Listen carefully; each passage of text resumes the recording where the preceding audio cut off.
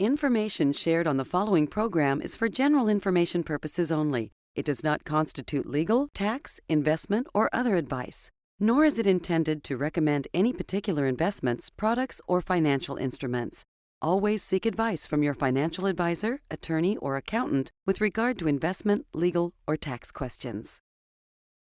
Welcome to the only show in the country dedicated to helping savers worry less about money, the Worry-Free Retirement, with your host, best-selling author and fiduciary, Tony Walker.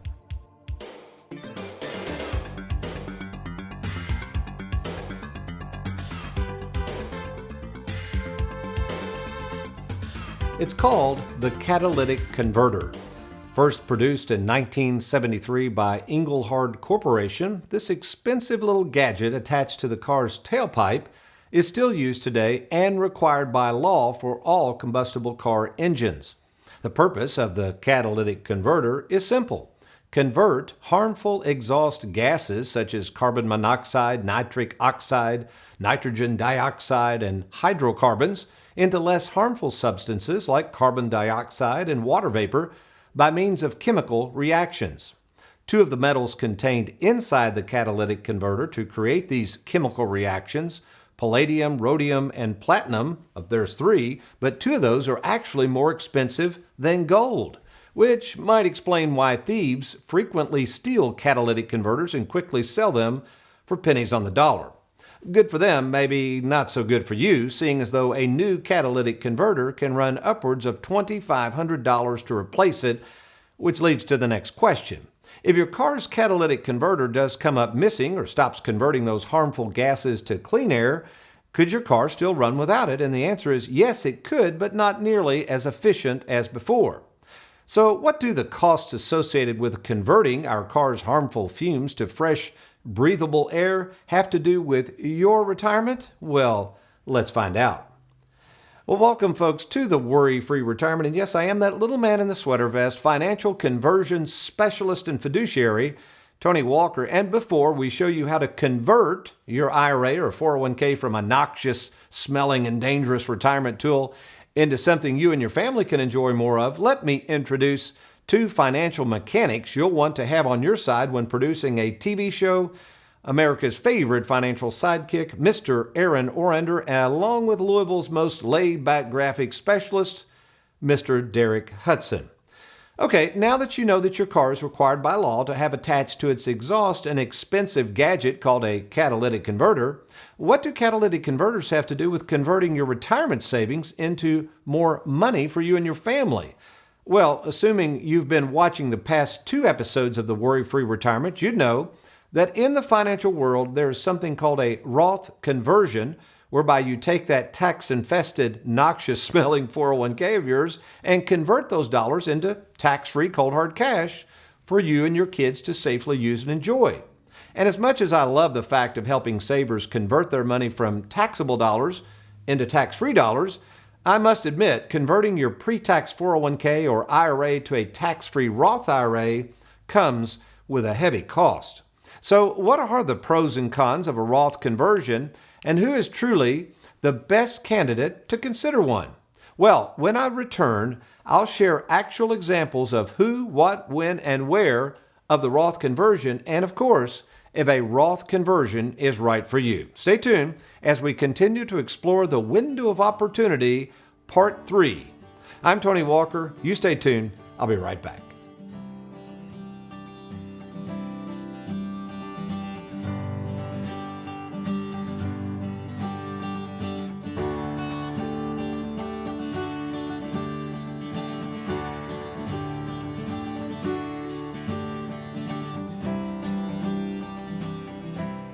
Have you recently retired, been laid off, or offered a pension buyout? Has the company you work for moved, been acquired, or closed its doors forever? And finally, do you have a 401k with a previous employer you'd like to move to safer territory? Then take advantage of this opportunity to move your 401k or lump sum pension to Tony Walker Financial. Let's meet in person to discuss your retirement options. Log on now to TonyWalkerFinancial.com to schedule your free, no obligation appointment.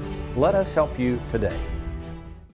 And now, back to the Worry-Free Retirement with your host, Tony Walker. Welcome back to the Worry-Free Retirement. And speaking of catalytic converters going out and affecting your car's performance, our own Derek Hudson had an issue with his catalytic converter some time ago. Isn't that right, Derek? Yeah, I mean, it was a few years ago, but... Is that it? Just a few years ago? I thought this thing only happened a few months ago. So this was something, when did you first start having problems with your car's catalytic converter? It was October 2019. I just got back from Florida, so, it was over a 1,000-mile trip. And 30 minutes from getting home, my check engine light came on, and that's what it ended up being. So. Oh, speaking of which, okay, so the check engine light. See, I did some homework, Derek. Apparently, here's some of the things I'll read to you that could warn someone that their catalytic converter is going bad. Declining fuel efficiency, check the engine light or warning light, smelling rotten eggs. Did you smell any rotten eggs? You said there was some sort of odor coming from your car. There was one time I smelled something, and it was worse than rotten eggs. It was evil.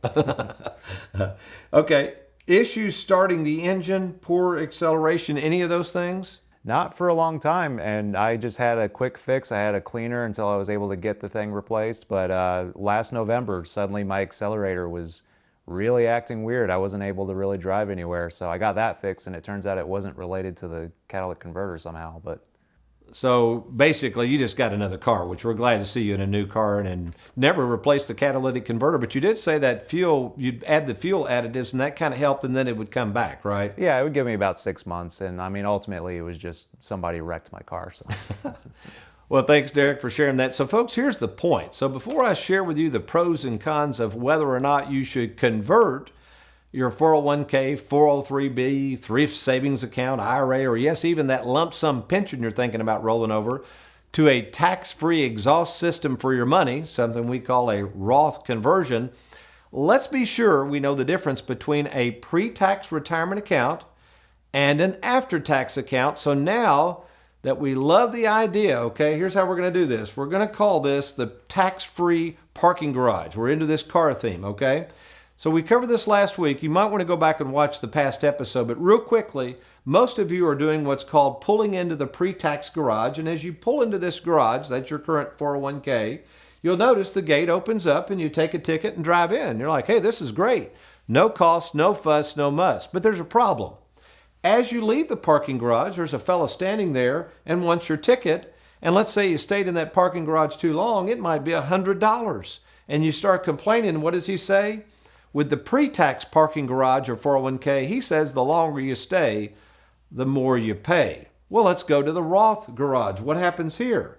So you get ready to go back to downtown Louisville or wherever it was. You see this garage that says Roth Garage. Now we're getting into the tax-free area. You pull in. Whoop, the guy's standing there at the gate, and he says, give me $20, and you can park here. And you're like, well, what's the deal? So he lets you in, but here's the point, folks. When you leave the tax-free parking garage, no matter how long you stay, that money is tax-free forever.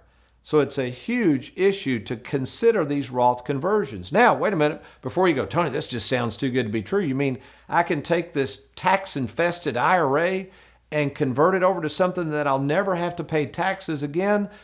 Count me in, partner. I'm all for that. Well, there's a little bit of a problem there because you got to count the cost. So what I had Leanne Tinsley in our office, certified in tax planning, take an example of someone who was wanting to do a Roth conversion. And let's look at this. Our own Derek Hudson put this together. So what we're describing here is what we call the pre-conversion phase. This is somebody that has a large 401k. Maybe they don't need the money, so they're just letting that puppy grow, thinking, hey, I'm saving taxes, right? Well, let's look at what's going on. In this case, they have a pension of $31,000, which in the state of Kentucky, as you'll notice, there's no state taxes up to $31,000 per year of qualified accounts. Notice they've had some Social Security, but a lot of that Social Security is not taxed based on this current income, a huge advantage. So we come on down and we add up, and the taxable income in this case is around $45,000. They have the standard deduction of $25,000. This is the good news, leaving a taxable income of only $20,000, which again only includes $2,000 of federal income tax paid since it falls under the state of Kentucky limits. No state income taxes. This is a nice little gig going on here in terms of taxes.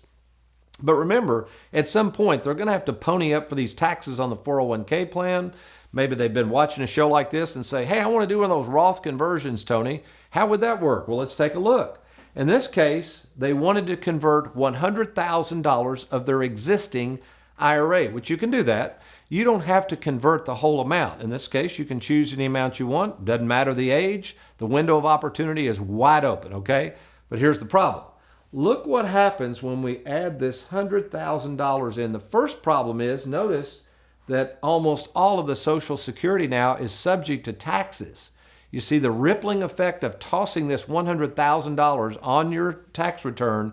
100% of it is included in income. This is not looking good, but it gets worse. Then we come on down and add that up. So now all of this is added to your taxable income of $170,000. Look at this. We still got our standard deduction. But look at the difference. The taxable income went from around $20,000 to now over $145,000, resulting in a federal tax of $23,000. But again, it's not over. The rippling effect moves over to the state level. All of a sudden now that $100,000 in the state of Kentucky, it's about 5%, 5% of $100,000. This person is also going to owe state income taxes of $5,000. So here's the point. If you're thinking about converting an IRA or 401k to a tax-free Roth, let me encourage you to do this. Before you rush out to do this, talk to experts such as Tony Walker Financial. Why don't you log on right now to TonyWalkerFinancial.com, click on that Let's Get Started, and basically just tell the staff that, hey, I want to sit down with Tony and look at this whole game plan. I want to see if it makes sense for me to start doing some tax planning now rather than having to pay the piper later. And don't forget, this tax tumor does not go away. Whenever you pass away, this same problem passes on to your children. So now you may be sitting there saying, Tony, well, this helps a lot, but can you give me some examples of when a Roth conversion might be applicable and when it's not? I'm going to do that. When I return, I'm going to use two different individuals, a married couple age 62 and a widow age 72, and it's going to surprise you actually which one the Roth conversion is going to benefit. Good stuff coming your way. I'm Tony Walker. I'll be right back. Let me get a cup of coffee.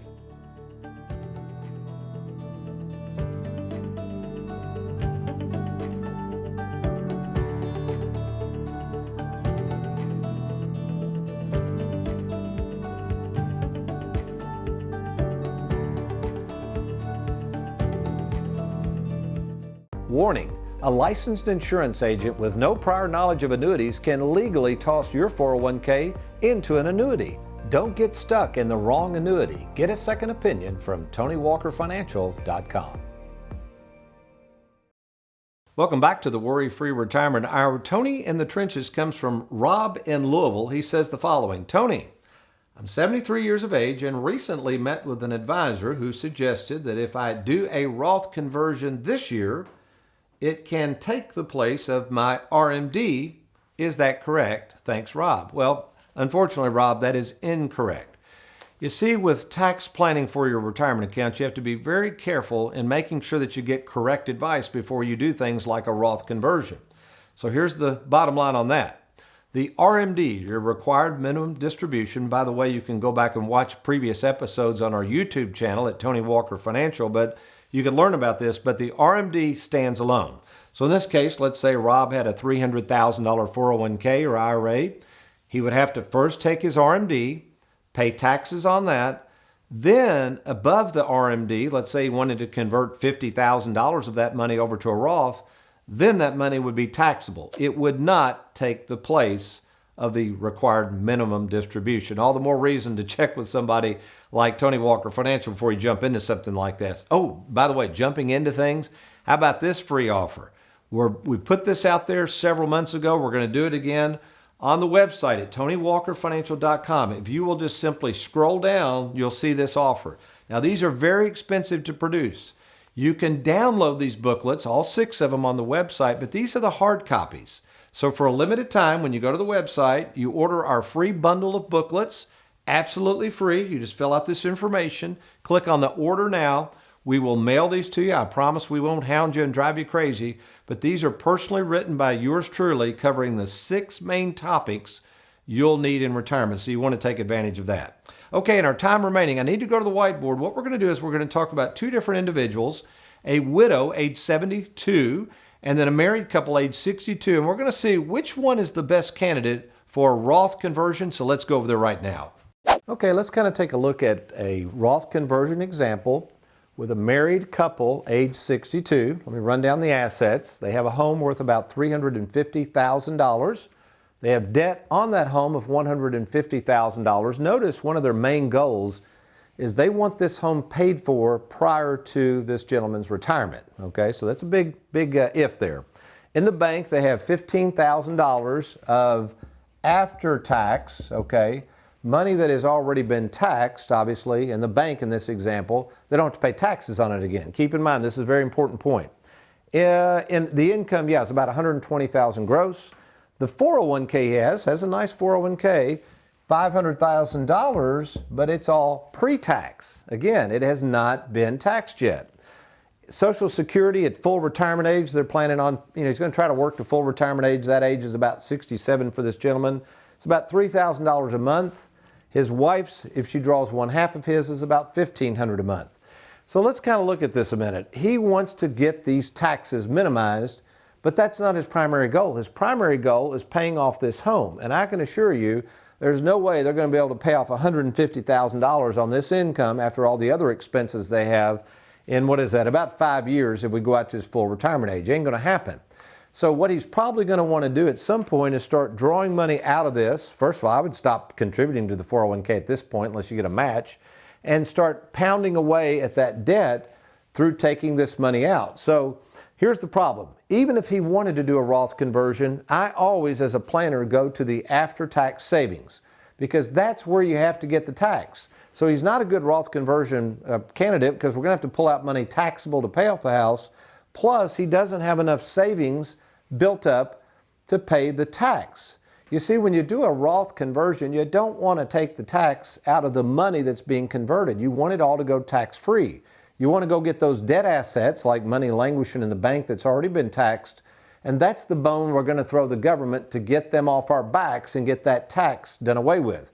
So in this case, in this example, 99% certainty, unless there were some other weird factors going on here, no, this couple is not a good candidate for a Roth conversion.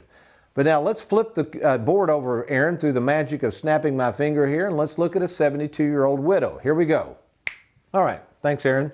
So now we have a 72-year-old, and she is single. Let's go through her circumstances. She has a home worth about $150,000. The home is paid for, no debt. Now look at this. She has, after tax, $150,000 languishing over at the local bank in savings. Again, money that's already been taxed.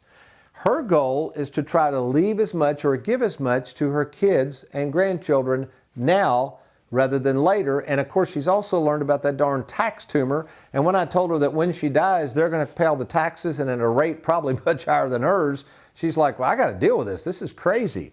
So she has an IRA of $400,000 that was inherited by her when her husband passed away. So he had a 401k, he passed away, he rolls it over to her. She's now at the age of required minimum distribution, so she's going to have to start taking money out of it anyway. And she's like, well, Tony, if I got to take money out that I don't need, and I got to have all these taxes, and I'm worried about tax rates in the future, and I don't want to leave this huge tax tumor to my kids, what about this whole idea of a Roth conversion? Am I a good candidate for a Roth conversion? Well, again, we got to look at the pre-tax versus the after-tax. So in this case, lots of pre-tax money. The good news is lots of after-tax money. Remember, the after-tax money is the money needed to pay the tax if she's going to convert this. So what we would do in this example, our own Leanne Tinsley would calculate the taxes. We would help her decide how much money she wants to pay in tax now. Remember, this is a pay them now or pay them later. They're going to get their money. So in this case, we would determine that. We could do partial conversions. This is why, folks, you need everything under one roof, make sure this gets done right. And then we could use the savings to pay the tax. So in this case, 99% certainty, absolutely, this young lady is a wonderful candidate for a Roth conversion. So how about you? You may be sitting there saying, Tony, this is really good stuff. Nobody ever has these conversations with me. Why is that? Well, usually most money managers and wealth managers, they're just interested in managing your money. There's more to managing money, folks, than just investing the money. This is true money management. I mean, what we're trying to do under the Live Well, Die Broke philosophy is to use and enjoy this money while we still can, and of course, protect as much of it as we can when we die so that our heirs will receive as much as they are likely to get. To do nothing is not a plan at all, folks. So if you're sitting there right now and you need a game plan, you can talk to me at no cost or obligation. All you got to do is log on to TonyWalkerFinancial.com, TonyWalkerFinancial.com, or simply call the toll-free number on your screen. Well, what does the Bible have to say about stuff like this in terms of counting the cost and converting over to a new way of thinking? Oh, it has a lot to say. I got to get me an extra cup of coffee for this one, though. I'm Tony Walker. I'll be right back.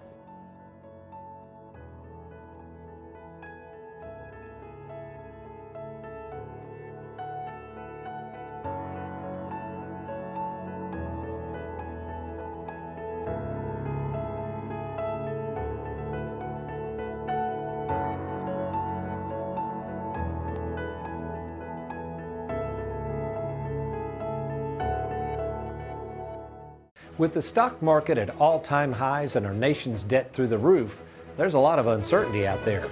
Now may be the best time to safeguard more of your 401k. Let's get started today by logging on to TonyWalkerFinancial.com.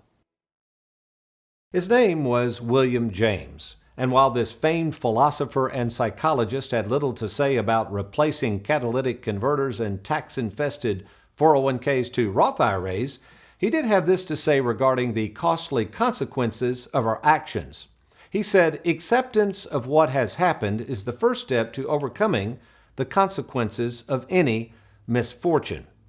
This quote by William James is a dandy, as it reminds us that before we can deal with any misfortune, yes, even the misfortune of having a tax tumor buried inside your 401k plan, we must accept what has happened.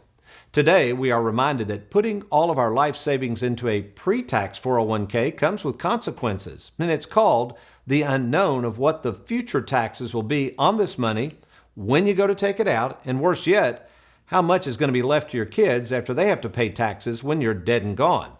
And since we have no clue if taxes will be even higher in the future, the consequences of continually stockpiling all of your life savings into a pre-tax account will no doubt create worry. One way to deal with your tax tumor was covered by today's window of opportunity called a Roth Conversion. And while on the surface, converting your pre-tax retirement savings into cold, hard, tax-free cash forever is a no-brainer, the Roth Conversion comes with a huge upfront cost. In other words, before you quickly convert your 401k or IRA to a Roth, you better sit down and count the cost first. Sounds like the same warning issued by Jesus in Luke chapter 14, verses 28 through 30, where he says in verse 28, "For which one of you, when he wants to build a tower," can anyone say funding your pre-tax 401k plan, "does not first sit down and calculate the cost to see if he has enough to complete it?" So let's stop right there. When you first decided years ago to max out your pre-tax 401k plan, did the folks who gladly took your money each week from your paycheck explain to you the cost one day when you go to take it out? Well, of course not. So let's keep reading on down to verse 29. "So what happens if you don't count the cost? Well, otherwise, says Jesus, when he," that's you and I, by the way, "has laid a foundation and is not able to finish it, all who observe it begin to ridicule him, saying," then we go to verse 30, "this man began to build and was not able to finish." Sounds like the reaction I get from children who inherit IRAs from their parents and realize that the money they inherited continues to contain within it the tax tumor. Pretty ugly consequences. And while this sounds like Jesus is talking about the future consequences of all of our money locked up in a 401k plan, he's not. He's talking about the cost of us following him. You see, folks, as William James noted, the consequences of our lives revolve around the fact that we are sinners and the road we are following is one that leads to a dead end. Yet, the moment we accept the consequences of who we are is the moment we then hear God's call to change lanes and pursue more of Him and less of the world. And while it is true that such a pursuit comes with a cost, it's an investment in our eternal future that's certainly well worth it. That's because the cost of following Him will require us to loosen our grip and sometimes even to let go of the things that we truly enjoy but recognize are standing away in our pursuit of God. There becomes a constant spiritual conversion, if you will, each day the Bible refers to as sanctification. It's a journey that allows us to see more clearly who God is and why He put us here on earth in the first place. That is, to serve others rather than always worried about how we're going to serve ourselves. The good news, unlike the financial cost associated with a Roth conversion or a catalytic converter, this conversion is free. That's because some 2,000 years ago, Christ paid the price for our consequences, and now, armed with such a faith, we are emboldened to set our minds and affections not on the things of this world, but on the things of above. And that, my friend, is a conversion that you and I can take to the bank. Well, how about you? You might be saying, Tony, that whole spiritual conversion thing you're talking about, that sure is some good stuff, partner, but can we get back to this idea of how I can use, enjoy, and protect more of my money now and whether a Roth conversion is right for me? To which I would reply, absolutely. And all you have to do to take advantage of this window of opportunity to meet with me in person at no cost or no charge to you is do one of two things. First, you can log on to our website at TonyWalkerFinancial.com and just click on that Let's Get Started button. Now, here's what's going to happen when you do that. First, that information is held in the strictest of confidence and only goes to our main offices and staff. We do not release your confidential inquiries to others not affiliated with Tony Walker Financial. Now, once you fill out that confidential Let's Get Started page, you're going to see that you have two options for the next step. You can either have a free 10-minute fiduciary phone call, or if it warrants, I will be happy to personally meet with you in Bowling Green, Louisville, or Lexington, Kentucky. And yes, you will be meeting with yours truly, and yes, there is no fee to meet. Another option to get started is simply to call the number on your screen, and even if it's over the weekend, folks, there is a 24-hour answering service who will pass your message off to our staff, and we will return your call first thing Monday morning. Oh, and don't forget, finally, our latest free offer for all 6 of our booklets on retirement, all 6 of them absolutely free. To get those, you just go to TonyWalkerFinancial.com. You scroll down on that homepage and you'll see a button to click for the free bundle of booklets. You're going to want to take advantage of that, and that's for a limited time offer. All of those booklets are absolutely free. Well, next week, we're going to have some fun. This is something I've never done before in over 350 episodes that myself and America's favorite financial sidekick have recorded. I'm going to turn over the whole studio, not just one, not just 2, but all 3 of our salaried fiduciaries. That's right, next week, you're going to hear from Heather Hughes, Trey Juergens, and Wes Walker, and they're going to share with you the process behind Tony Walker and why this process is so unique to the industry. But you remember, between now and next week, if all else fails, you be worry-free. Make it a good one.